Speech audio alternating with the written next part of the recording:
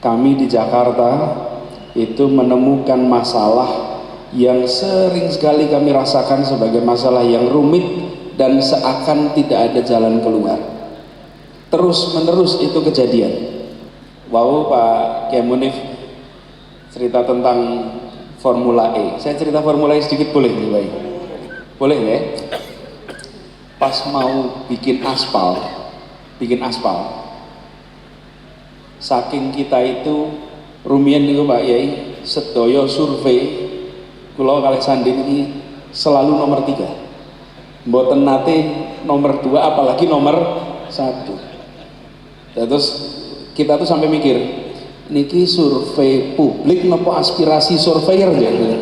Datanglah tim dari Inggris menilai aspalnya. Kita semua deg-degan karena aspal ini campurannya bikin sendiri. Biasanya campurannya udah beli jadi, dinilai oleh mereka, dilakukan assessment, keluar hasilnya. Dan hasilnya ini adalah aspal pemasangan terbaik dalam sejarah Formula E di seluruh dunia. Coba.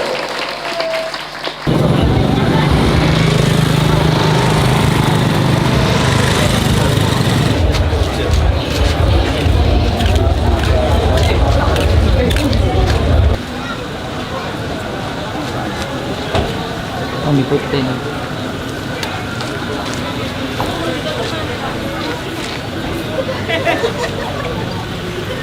Ingin asli nih.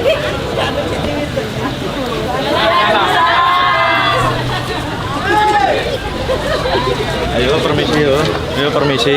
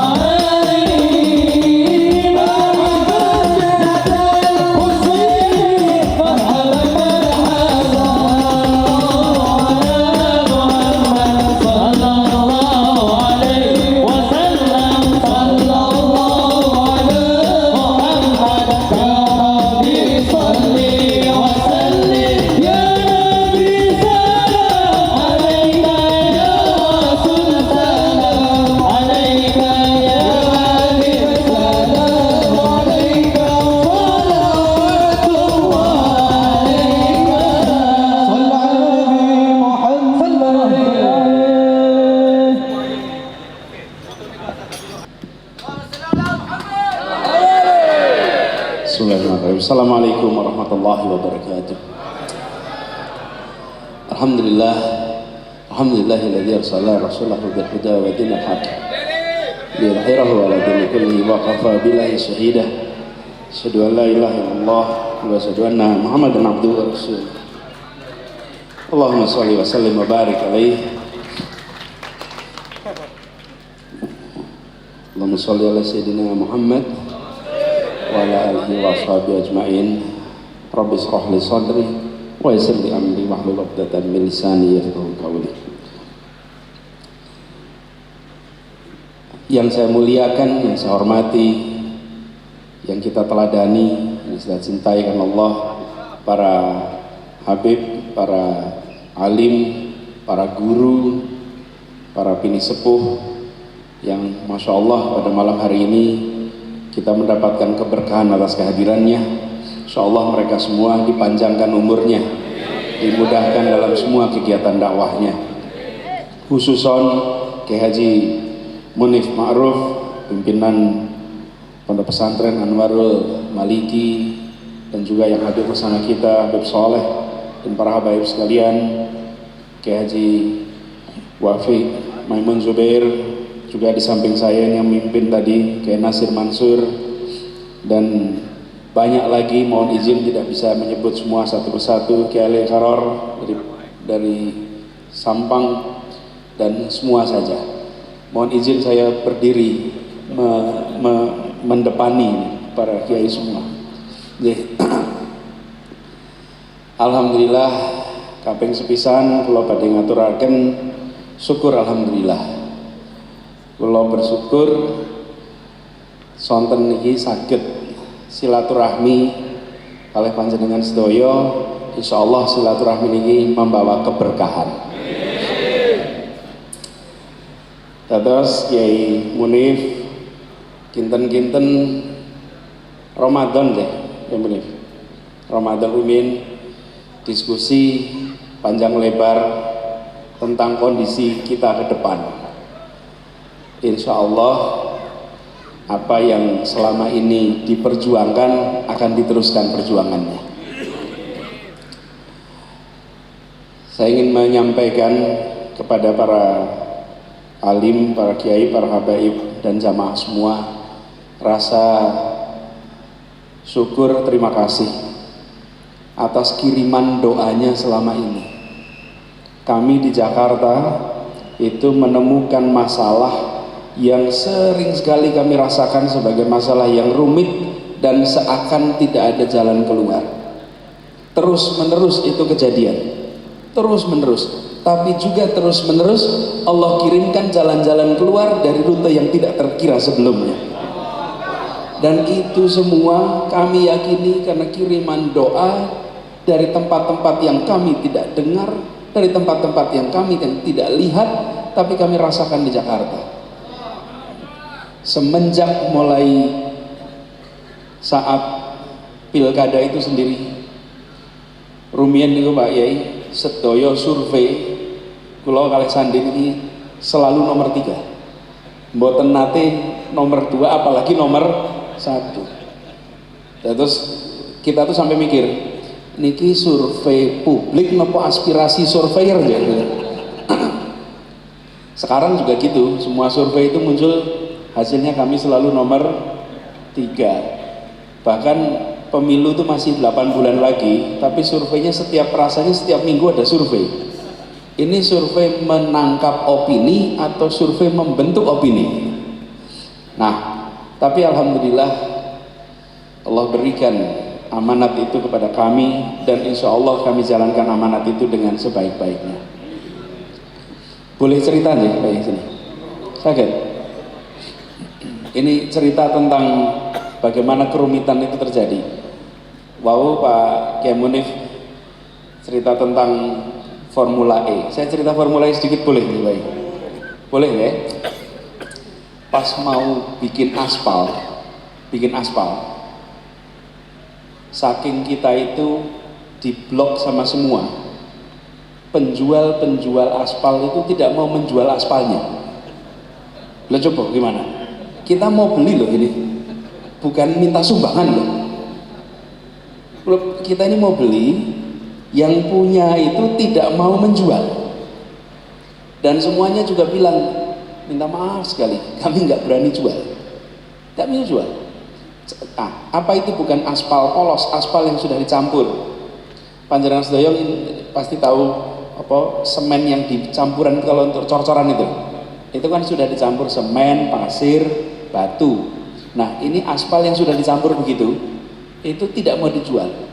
Jadi insinyur-insinyur yang mengerjakan itu harus membuat sendiri, beli aspal curahnya yang lengket itu, cari pasirnya, cari limnya, cari batu kerikilnya, semua cari sendiri-sendiri, terus diaduk sendiri untuk jadi aspal untuk dipasang.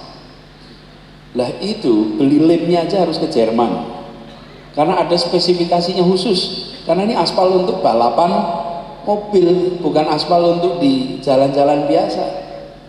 Mencari lalu tidak punya molen untuk ngaduk aspal, yang punya itu molen untuk ngaduk semen, nggak punya molen untuk ngaduk aspal. Dicarikan semua, waktunya mepet, hitungan kita tidak mungkin nyanda untuk membangun seluas itu, sepanjang itu. Semua kerja siang malam mencari campurannya, mencari komposisinya itu. Akhirnya ditemukan semuanya, dikerjakan, dan ketika mengerjakan 3 molen rusak. Karena molen itu biasa dipakai untuk semen, dipakai untuk aspal, lebih lengket daripada semen. Ngaduk itu rusak. Sampai 3 kali molen raksasa itu. Jadi bukan molen kontraktor kecil itu. Molennya itu kira-kira sebesar tenda ini. Molennya itu jebol 3 kali. Dah, akhirnya dipasang, digelar, selesai. Ketika sudah selesai, datanglah tim dari Inggris menilai aspalnya. Kita semua deg-degan karena aspal ini campurannya bikin sendiri. Biasanya campurannya udah beli jadi. Dinilai oleh mereka, dilakukan assessment, keluar hasilnya. Dan hasilnya ini adalah aspal pemasangan terbaik dalam sejarah Formula E di seluruh dunia. Coba. Mereka itu sampai terkagum-kagum, kok bisa bikin seperti ini. Loh, yang ditanyai juga ya kami yang nggak tahu. Ini terpaksa kondisi. Jadi banyak sekali hikmah-hikmah yang datang kemudian pada saat kita ditutup jalan-jalannya, ternyata Allah bukakan jalan baru dan ternyata hasilnya jauh lebih baik daripada yang diduga. Saya punya deretan cerita seperti ini banyak sekali, tapi nanti saja diceritakannya. Kalau dicerahkan sekarang nanti malah ada yang motong-motong lagi nanti. Nah, apa yang mau diikhtiarkan? Yang mau diikhtiarkan, kita menginginkan agar yang namanya keadilan itu jangan hanya jadi kata-kata dalam upacara. Keadilan itu harus jadi pelaksanaan di Indonesia. Mosok adil itu kok hanya dalam kata-kata, dan adil itu dalam semua urusan. Banyak kebijakan-kebijakan yang kita buat tidak memasukkan unsur adil. Saya keliling ketemu dengan petani-petani. Itu kalau ngobrol dengan petani, para kiai, para ulama, para habaib dan jamaah sekalian, petani itu umurnya sudah puluhan tahun bekerja, nanam dari mulai benih sampai dirawat, dirabuk, terus diairi sampai jadi. Selama berpuluh tahun petani-petani itu tidak bisa nabung, tidak bisa nabung. Jangankan sejahtera, nabung itu kan pangkal sejahtera. Lah kalau nabung aja tidak bisa, bagaimana meningkat kesejahteraannya? Betul tidak? Berasnya sampai di kita, kita nikmati berasnya, kita syukuri. Tapi mereka yang bekerja membuat beras itu hadir di meja-meja makan kita tidak pernah merasakan kesejahteraan. Nah, tapi karena ini sudah terlalu lama, sehingga banyak yang tidak merasa itu masalah. Kalau ngobrol kali petani, pripun kabar, wah susah ceritanya. Tapi ketika ditanya, nerimoin pandum, Mbak.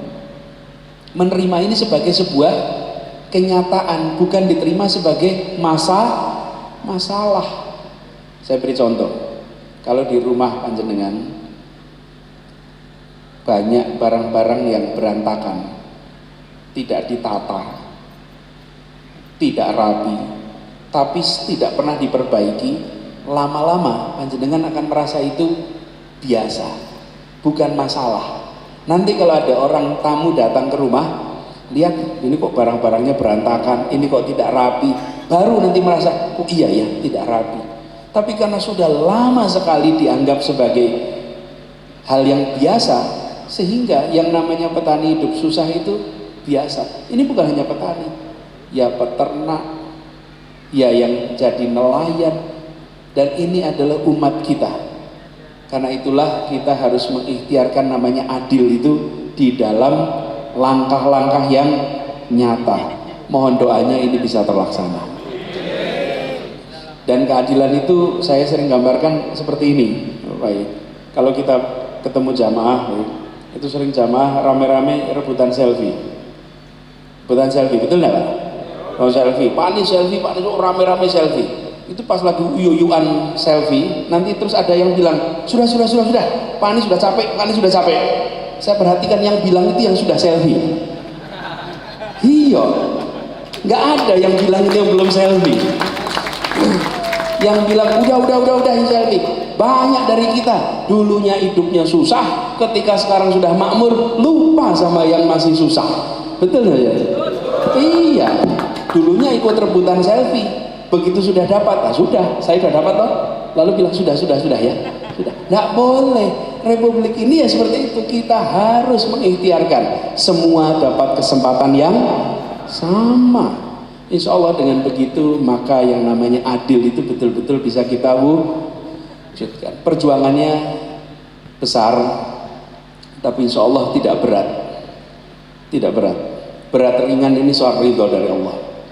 Bila kita dapat ridhonya yang besar itu jadi ringan. Karena itu mohon para kiai, para habaib doakan agar perjalanan ini menjadi perjalanan yang diringankan, menjadi perjalanan yang dimudahkan, menjadi perjalanan yang selalu didekatkan dengan amanah, didekatkan dengan istiqomah, didekatkan dengan ikhlas, sehingga bisa membawa kita semua sama-sama untuk membuat bangsa ini, negeri ini, kalau bahasa Jawa gemah ripah loh jinawi baldatun toibatun warobun ghafur. Mbok menawi makaten Pak Yai kang saged kula aturaken, kurang lebihnya mohon dimaafkan. Wallahu muwaffiq ila aqwamit thoriq. Assalamualaikum warahmatullahi wabarakatuh.